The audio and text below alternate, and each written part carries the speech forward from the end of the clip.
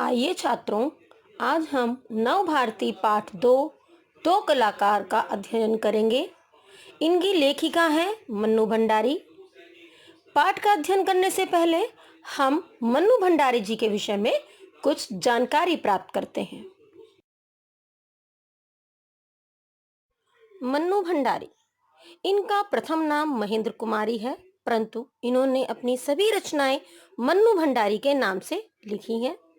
उन्होंने कई कहानियां और उपन्यास लिखे, जिनमें यही सच है कहानी पर तो रजनीगंधा नाम की फिल्म भी बनाई गई है। इनकी प्रमुख रचनाएं हैं एक प्लेट सैलाब, त्रिशंकु, आंखों देखा झूठ, एक इंच मुस्कान आदि। ये हिंदी अकादमी व संगीत नाटक अकादमी पुरस्कार से पुरस्कृत हैं। साथ ही दिल्ली का शिखर सम्मान और व्यास सम्मान भी इन्हें प्राप्त है। तो आइए आज हम इन्हीं के द्वारा रचित एक कहानी दो कलाकार पढ़ते हैं। सबसे पहले हम पाठ में आए कुछ कठिन शब्दों का अर्थ समझते हैं, जैसे बाढ़ पीड़ित, बाढ़ से ग्रस्त अर्थात बाढ़ से परेशान होने वाला। उद्घाटन, शुभारंभ, किसी भी कार्य का आरंभ करना। निर्जीव, जिसमें जीवन न हो। समाज सेविका, समाज की सेवा करने वाली। पंडिताइन, विदुषी अर्थात जो सर्वज्ञ हो, जिसको सब बातों का ज्ञान हो, वह स्त्री। आवेश, गुस्से से भरकर। हॉस्टल, छात्रावास, जहां छात्र निवास करते हैं। स्वयंसेवक, जो अपनी इच्छा से कार्य करता हो अर्थात अपनी इच्छा से कार्य करने वाला। शौक, दिलचस्पी। प्रदर्शनी, नुमाइश, जिसे हम एग्जीबिशन भी कहते हैं। अनाथ, जिसके माता पिता ना हो। आप सभी इन शब्दार्थों को अच्छे से कंठस्थ करेंगे। तो आइए पाठ का अध्ययन करने से पहले यह समझते हैं कि असली कलाकार किसे कहते हैं। क्या अभिनय करने, चित्र बनाने आदि का नाम ही कला है? नहीं, अनाथ व बेसहारा बच्चों को सहारा देना, उनके जीवन को बनाना, दूसरों के दुखों में शामिल होकर कला से उनके जीवन को निखार देना ही असली कला है। ऐसे कलाकारों का स्थान सर्वोपरि है। प्रस्तुत पाठ में भी चित्रा को केवल चित्र बनाने का शौक है, जबकि अरुणा को इसके विपरीत दुखी और बेसहारा लोगों के जीवन में रंग भरने का शौक है। प्रस्तुत पाठ में चित्रा और अरुणा विपरीत स्वभाव होते हुए भी बहुत अच्छी मित्र हैं। चित्रा अरुणा को प्यार से रूनी कहकर बुलाती। जब उसने एक नया चित्र बनाया तो उसे दिखाने के लिए उसने सोती हुई अरुणा को जगा दिया, क्योंकि दोनों अच्छी मित्र थीं। और जब हम कोई नया काम करते हैं तो सबसे पहले अपनी मित्र को ही बताते हैं, परंतु अरुणा को तो जैसे उसमें रुचि ही नहीं थी। उसने कहा, ओहो, तो इसे दिखाने के लिए तुमने मेरी नींद खराब कर दी। तो चित्रा ने कहा, अरे जरा इस चित्र को देख, न पहला इनाम मिले तो बता देना। परंतु अरुणा चित्र को देखकर मुंह धोने के लिए चली गई। लौटी तो देखा 3-4 बच्चे उसके कमरे के दरवाजे पर खड़े उसका इंतजार कर रहे हैं। आते ही बोली, आ गए बच्चों, बैठो, मैं अभी आई। आप क्या समझते हैं, ये बच्चे कौन होंगे? हाँ, ये वही बच्चे हैं जिनको अरुणा पढ़ाती थी। तभी चित्रा कुछ हंसते हुए बोली, एक दिन तुम्हारे विद्यालय का चित्र बनाना होगा। लोगों को दिखाया करेंगे कि हमारी एक दोस्त थी जो बस्ती के चौकीदारों, नौकरों, चपरासियों आदि के बच्चों को पढ़ा पढ़ा कर ही अपने को भारी पंडिताइन और समाज सेविका समझती थी। पर इस बात का अरुणा पर कोई भी असर नहीं हुआ। एक दिन चाय पीते पीते चित्रा ने कहा कि पिताजी का पत्र आया है। लिखा है, जैसे ही यह कोर्स खत्म हो जाए मैं विदेश जा सकती हूँ।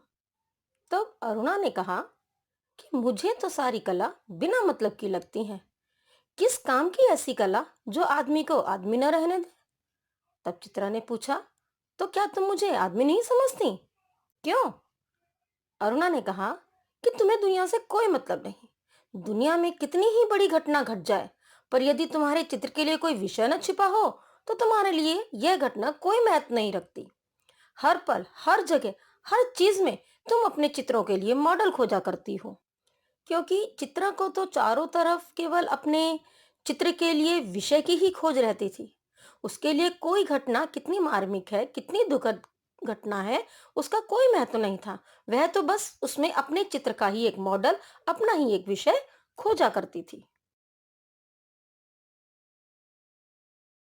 अरुणा ने चित्रा से कहा कि निर्जीव चित्रों में रंग भरने से अच्छा किसी की जिंदगी में रंग भर दो तो क्या बुरा है। तब चित्रा ने हंसकर कहा कि वह सब काम तुम्हारे लिए छोड़ रखा है ना। इस प्रकार दिन पर दिन बीत रहे थे। अचानक वर्षा ऋतु आ गई और प्रकृति ने अपना ऐसा भयानक रूप दिखाया, अर्थात इतनी भयानक बारिश हुई कि चारों ओर पानी ही पानी भर गया। बारिश थी कि थमने का नाम ही नहीं ले रही थी। रोज अखबारों में खबर आती थी कि बाढ़ पीड़ितों की दशा, अर्थात बाढ़ से जो त्रस्त हैं, जो बाढ़ से परेशान हैं, ऐसे लोगों की दशा बिगड़ती जा रही है। यह सब देखकर अरुणा बहुत दुखी थी, क्योंकि उसको तो समाज सेविका बनना था। वह अपने को रोक ना सकी और स्वयं सेवकों के दल के साथ चली गई। 15 दिन बाद जब अरुणा बाढ़ पीड़ितों की मदद करके वापस लौटी, नहा धोकर खा पीकर लेटने ही चली थी कि उसकी नजर कुछ चित्रों पर गई। वे वही बाढ़ के चित्र थे जो दृश्य वह अपनी आंखों से देखकर आ रही थी, परंतु चित्रा ने उन्हीं दृश्यों को अपने चित्र में बनाया था। शाम को जब चित्रा घर लौटी तो अरुणा को देखकर बड़ी खुश हुई। क्यों चित्रा, तुम्हारे जाने का तय हो गया? तब चित्रा ने कहा, हाँ, अगले बुधवार को मैं घर जाऊंगी और बस एक सप्ताह बाद हिंदुस्तान की सीमा के बाहर पहुंच जाऊंगी। इसका अर्थ ये हुआ कि अपनी चित्रकला की आगे पढ़ाई पूरी करने के लिए उसे विदेश जाने में केवल अब एक सप्ताह ही बाकी था। आखिर वह दिन भी आ गया जिस दिन चित्रा को जाना था। अरुणा सवेरे से ही उसका सामान ठीक कर रही थी। चित्रा अपने सभी मित्रों से मिल आई थी, बस अपने गुरुजी से मिलना बाकी रह गया था। इसलिए अब वह उनका आशीर्वाद लेने के लिए चल पड़ी। चित्रा जब अपने गुरुजी से मिलने गई तो उसे आने में थोड़ा विलंब हो गया, क्योंकि 5 बजे की गाड़ी थी और 3 बज गए थे, परंतु अभी तक चित्रा नहीं आई थी।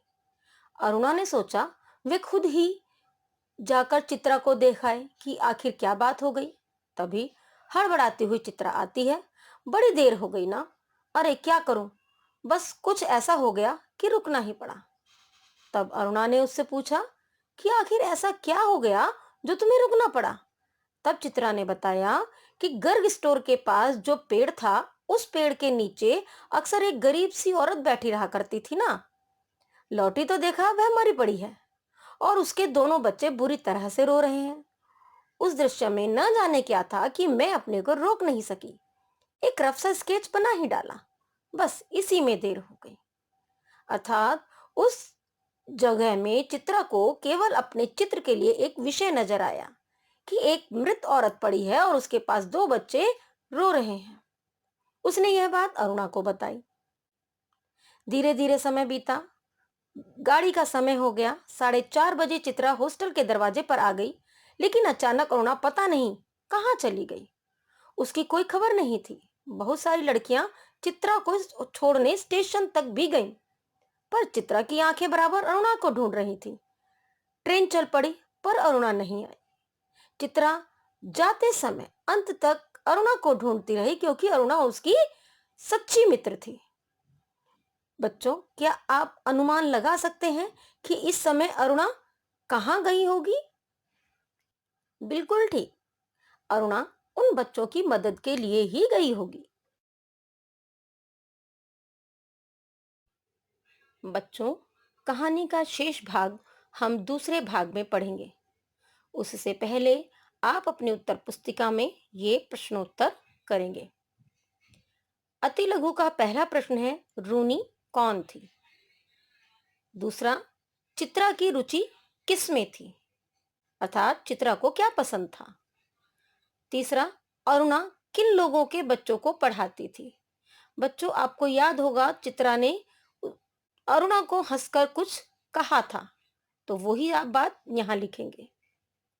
लघु प्रश्न में चित्रा के लिए कैसी घटनाएं कोई महत्व नहीं रखती थी? अरुणा ने घटनाओं का महत्व बताते हुए चित्रा को कहा था कि तुम्हारे लिए कैसी घटनाएं महत्व रखती हैं और कैसी नहीं। अन्य प्रश्न में 15 दिन बाद जब अरुणा वापस आई तो उसकी नजर कैसे चित्रों पर पड़ी? जब अरुणा स्वयं सेविका बनकर बाढ़ पीड़ितों की मदद के लिए गई थी, उसके बाद में जब वापस आई तो उसने आकर कुछ चित्रों को देखा था। वह चित्र कैसे थे, उसी विषय में आप इस प्रश्न के अंतर्गत लिखेंगे।